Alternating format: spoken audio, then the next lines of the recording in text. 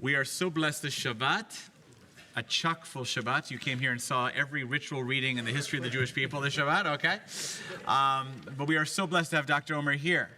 A local product in the sense that you are from our area in recent decades, yes, but originally from Sudan and originally a refugee, and has dedicated his whole professional career to helping refugees, broadly speaking, but specifically refugees that relocate to our area or to the United States in general, but to our area, the country in North Carolina. This is very appropriate. Obviously, it is a topic in the news in the current administration. Issues around supporting refugees or, God forbid, oppressing or attacking refugees is a very serious issue for Americans writ large, but certainly for the Jewish community. My own grandparents, this is personal, were refugees. My grandmother on my mother's side, may she rest in peace, came to this country technically as an illegal alien. That would be the phrase that we use today, and would not have, the Solomon family in this country if it was not for that moment. So around issues about immigration policy, there can be much discussion, but the fact that there are refugees fleeing for their lives, this is something that's close to the Jewish people. It's very close to this Torah portion we read here when we were fleeing for our lives. And we're grateful to have you, someone who is a refugee from Sudan, who's been here for decades, to come speak to us about current policy, current issues. We thank you for being with us here. It's an honor, Dr. Omer. Thank you so much. By all means. Good morning. Good morning. I'm very honored to be here this morning, and I also feel very blessed to have attended also this ceremony. I have attended many before in different synagogues and many churches. I usually come and try to connect and talk to people. I'm a Muslim myself from Sudan. I am born and raised in Sudan, and I graduated from college in Sudan in 1986.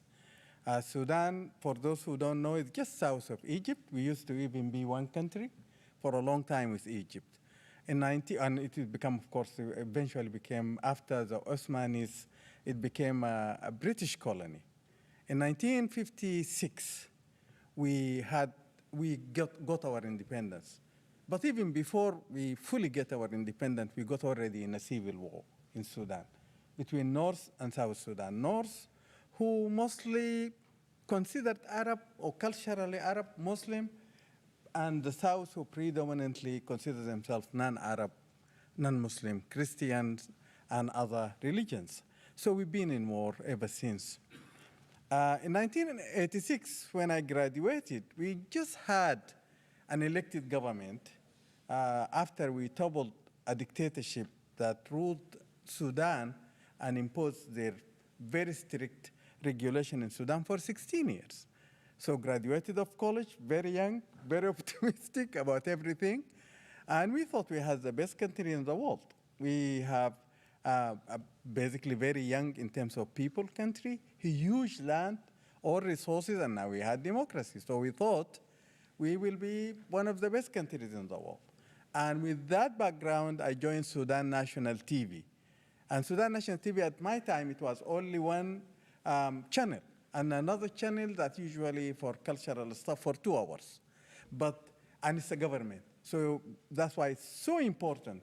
And it's really a prestige. And you have to be, and we went through a lot of interviews and competition to get in with Sudan TV. So I was so excited, very happy, worked for an elected government, and I just started my career.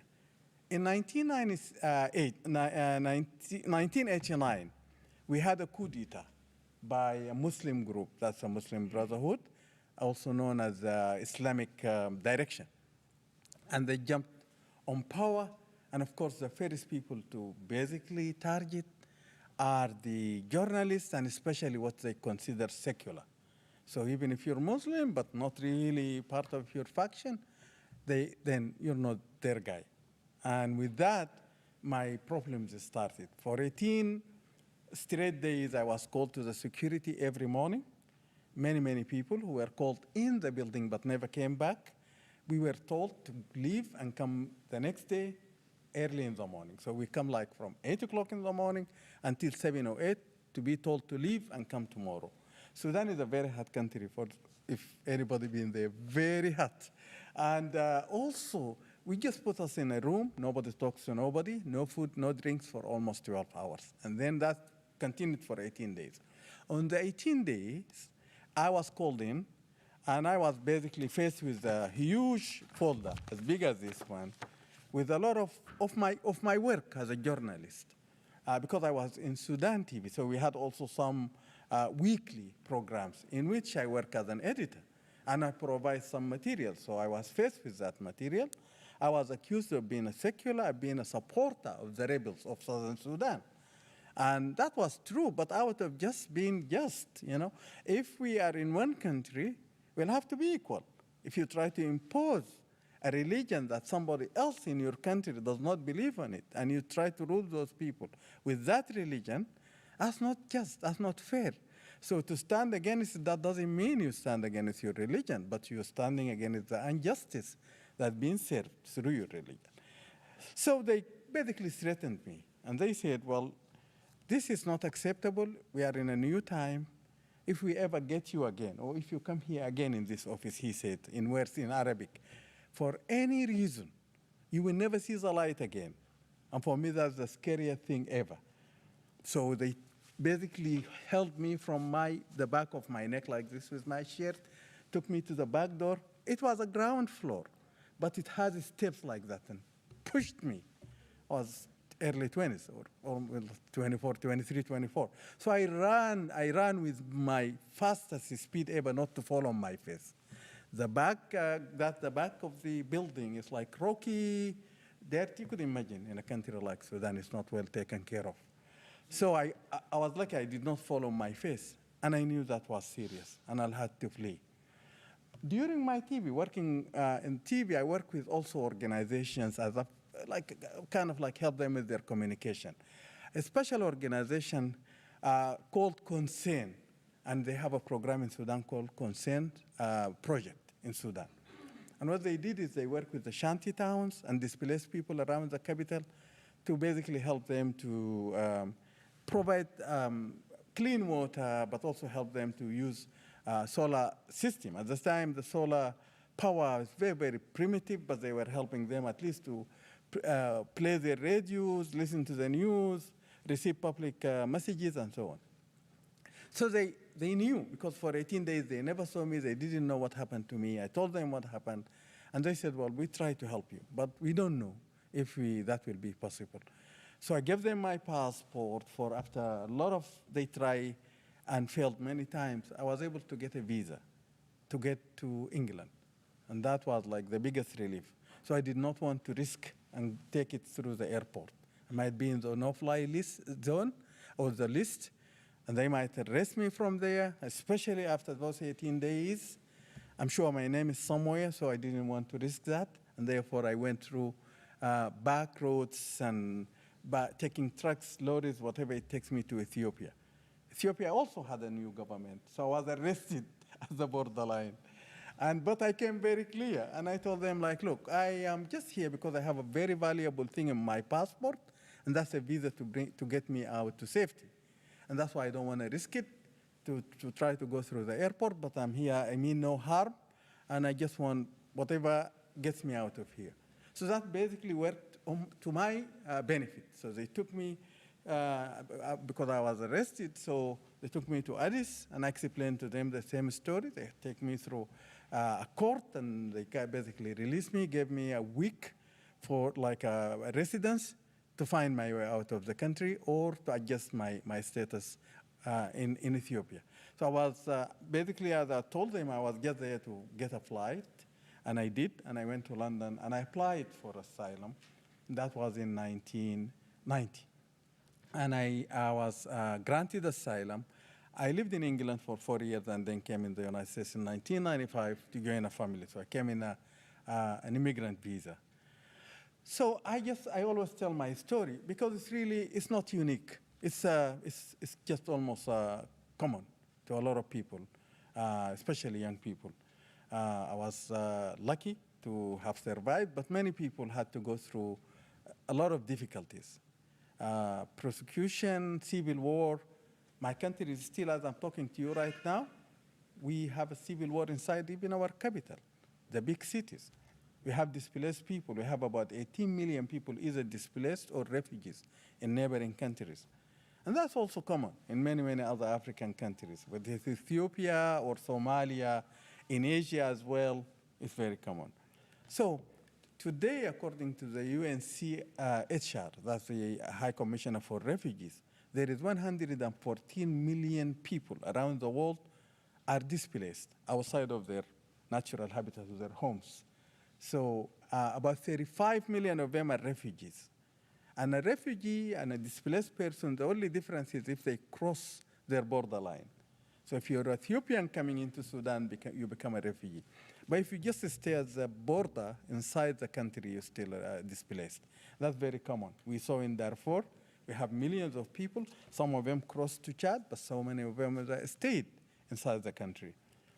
And that's almost everywhere. That's why in Afghanistan, they go across to Pakistan, that's in Nepal, that's in Bhutan, that's in Myanmar, that's in many, many other places. From these 35 millions, only 0.1% might have a chance for a durable solution or being resettled to a third country. Some of them, they live there. Some of them were born in the refugee camps, grew up in the refugee camps, have their families, have their even grandkids in a refugee camp for 35, 40 years. In places like Rwanda, we get some people from Kenya who've been there as refugees for over 35 years, some of them 30, 25. The refugee program, only this 1.01%, the United States has been very generous when it comes to this. It gave about, well, it's the way that the refugee come in this country, the president has to give a number to allow it in the country. And the United States have been generally give like 125,000 a year. But that never made it.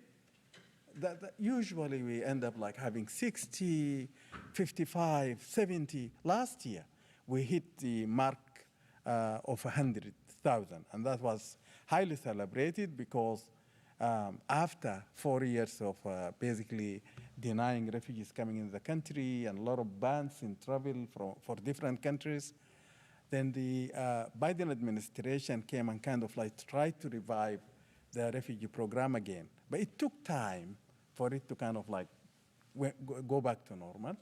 Last year, 2024, that was the highest year that we had, about 100,000 people. So last quarter also of 2024, or 2024, the first quarter of 2025, from October to January 19, basically, there was about, and let me speak here only about the triangle area. We had about 1,200. There is 4 resettlement organizations work here. The refugee come in the United States, when the United States says, we will allow 125,000 from different groups they assign. So they might say, well, we can take 10,000 from Africa, from Sudan, some of them being there for 4 years, or from Somalia, or from the Dadaab camp that has refugees from all over Africa, and so on. They have 10 large organizations who would basically contract with the United States government to receive these people. After vetting them, make sure that they go all the security arrangement, and they come here in this country. So these 10 organizations, they have affiliates across the country. Now I'm here in Raleigh. I am the field office director for the U.S. Committee for Refugees and Immigrants. And the U.S. Committee for Refugees and Immigrants, it has been around for 111 years. It's a national country. They have affiliates across the country, and it's been serving refugees and immigrants for the last 110 years. In this area also, we have the Church World Service. We have the World Relief as well, in addition to the Lutheran here serving both the Carolinas, North and South.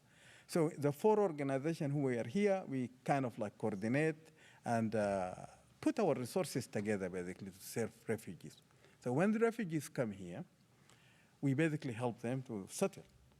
The first thing is like to make sure that there is a requirement to connect them to the schools, their children to schools, make sure that they are vaccinated, they're causing no public health risks.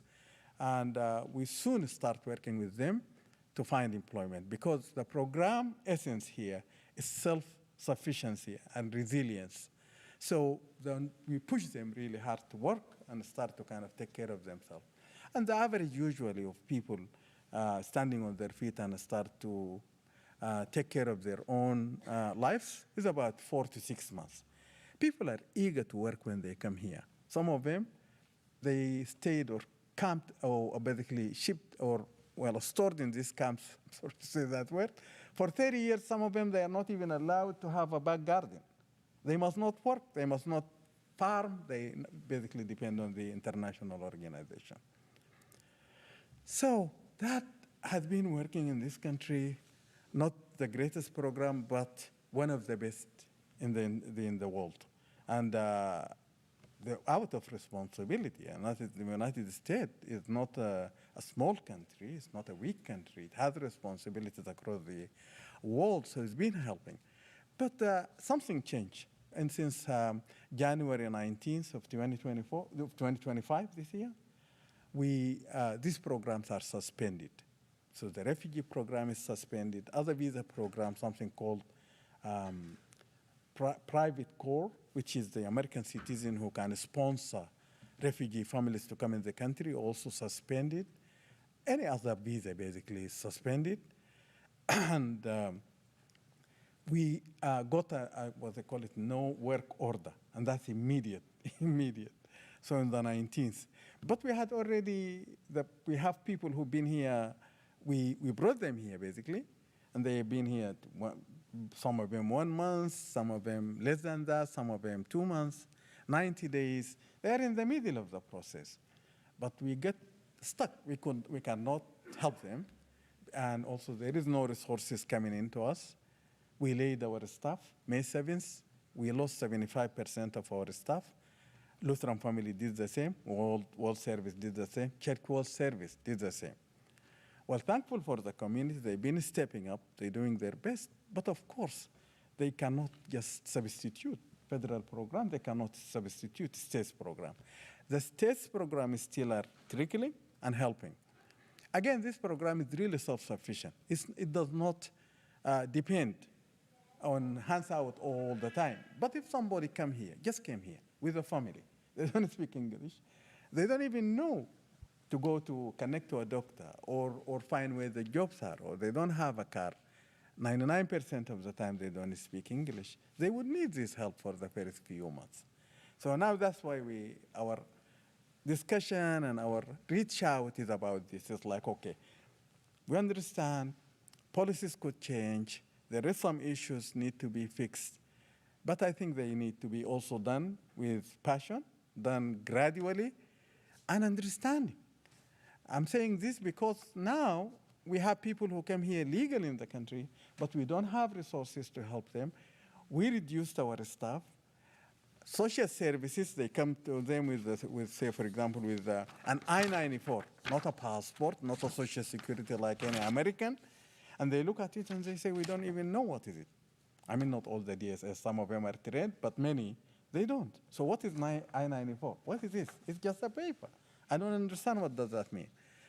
So we get in issues like that. Before, because of our staff, they would explain to them, well, these people are admitted in this country as refugees or as parolees. They are legal for this and this. They are admitted in this country and provided for by the Office of Refugee Resettlement. Now we have a problem. So that's why we're getting our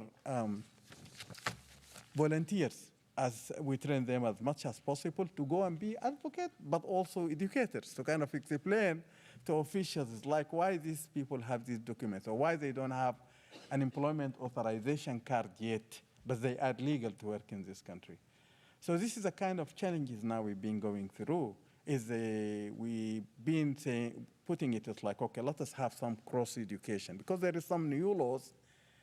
It is also strange to us. We didn't know. So a parolee, legal in this country now, we were told that they send them letters and told them like, okay, we're revoking your parole status. And that could be from the Office of Homeland Security. Lawyers will tell us sometimes it's like, just ignore it. It has to be from court. DSS will say, well, okay, we received these letters. We don't know if these people are legal for services or not. Employers are very hesitant. And we say, well, okay, these people legal in this country. They came as parolees. Some of them, they have even employment authorization cards. They say, well, okay. We receive a letter that this parolee for Haitian and Cuban revoked. For Ukrainian is no longer valid. So it has really been a difficult time, to say the least. We have people who really, really stuck. We have some resources, mostly from the public. We work with the most difficult cases. We try our best not to allow anybody in this country to be homeless for now, especially those who came. We brought them legally, or they came legally. They entered the country, they were admitted as legal, but now they start to lose their status. The other issue is they never given the time. They would say, well, okay, you deport yourself, or you report about yourself in a week time. And that's difficult. That's difficult for everybody. It's not possible. Or some of them have already applied for another programs. So before, if you are a parolee, within 2 years, you will have to adjust your status. So you can apply for asylum, for example. But now asylum is not allowed. There is no process. They said they have 1.56 million in the system. And some of them, they've been waiting for over 6 years before they see any court. So now that's what we've been going through. And that's why we've been reaching out as part of, to just let people know. People come here and become part of our communities. I always say, well, let me make it very clear that we are not helping illegal immigrants. Those are legal immigrants, but they now start to get in issues because of the new policies, because of the new directions, and we are in the middle of this. How can we get out of it? It's really causing real problems. If somebody come legally but you revoke their status, they'll have time. They will have to have time to perhaps even fight it in court or find a solution to perhaps put their resources together and leave. But if you give them 1 week, you basically made it impossible for them to show up. And then they get in more other problems by being illegal, under the table, hiding. And who have resources to take care of all that? I know I have only 10 minutes, but I will leave it later on if they have any questions. But this is now what we've been going through for the last few months. Doctor, talk about this is so painful. This is very, very challenging. So I just want to ask, is there something specific? I can imagine some ideas of things that we could do to assist, in addition to letting our public officials know how concerned we are. Is there something specific that we could do to assist with this challenge, or specifically with the organizations you mentioned? I mean, we've worked closely with Lutheran churches in the past, specifically Lutheran World Service, I think it's called, or refugees settlement. Absolutely, yes, you're right. We usually use volunteers. We ask if there are any employment opportunities. Again, these people are legal. Right. Let us know. Understood. Yeah, let us know. And most of the time, we also need help with transportation. So we match them with employment, but sometimes the employment is outside of the line, of the bus line, or in awkward time that no bus is serving. So we need volunteers sometimes to either take people, say, 7 o'clock in the morning, or bring them at night. That's something we definitely need. But employment would be number one. Housing also is a big issue. If anybody has probably affordable housing that we could rent and have people move in, that will be very helpful to us. Then the schools, of course, many of them are going now in the summer camps. We hope that we will be able to find them programs during summer. But back to school, that's when we also have, we will need a lot of service and support, because many schools will have so many questions. Parents probably would lack the language or lack the time period, if especially working for very long hours. So we depend also on our volunteers to work with us on our school impact programs. Definitely just volunteer, be with us, advocate for us. Advocate for that, especially people who are already in this country but start to lose their legal status. I think that's something we would like people to advocate and try to kind of either slow it or stop it altogether. Yeah.